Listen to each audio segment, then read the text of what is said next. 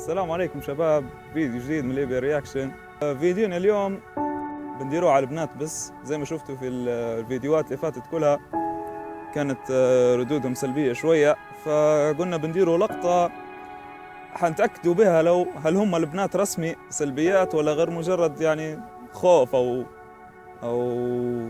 زي ما قلتوا يعني في الفيديو بتاع واحد يطيح، يعني قلتوا خايف، بنات خايفات. في فيديو الخنبة قلتوا البلاد ما تطمنش، مش عارف. ففي الفيديو هذا جبنا قيلات على اساس بتاع واحد مكسور او معاق او مصاب او اي حاجه، ويطيح منه مفتاحه ويحاول يجيب المفتاح، يعني يقعد واقف شويه ويوخر هيك ويبي يحاول يجيبه ومش قادر.